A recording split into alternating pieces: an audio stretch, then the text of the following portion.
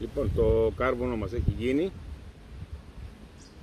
Είναι ώρα να λήξουμε τη σημερινή ημέρα με μια πολύ απλή συνταγή, δεν είναι καν συνταγή. Έχουμε φέρει μαζί μας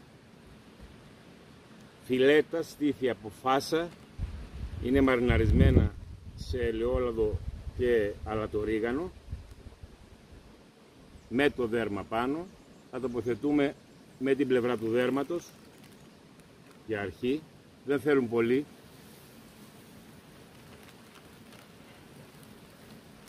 Πολύ εύγεστα. Το κόλπο όμως είναι να μην ψηθούν πολύ.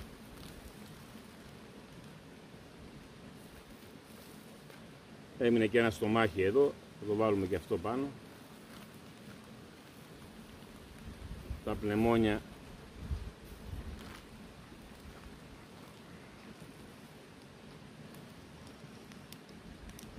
αυτά είναι. Σε 5 λεπτά θα μπορούμε να φάμε.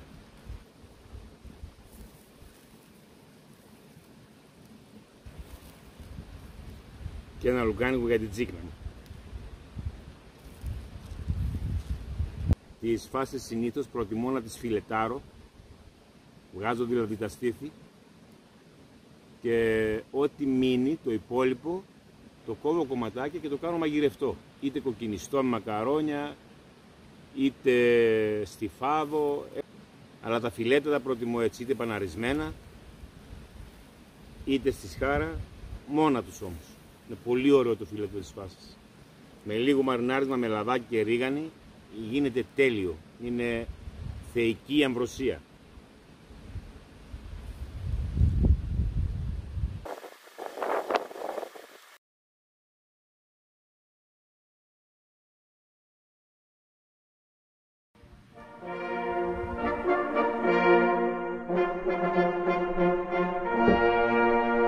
Μετά από τέτοιο γεύμα και αλκοόλ δεν είναι σοφό να οδηγήσουμε αμέσως, οπότε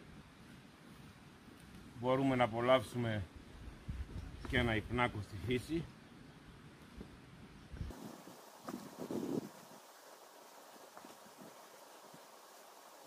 Γεια σας.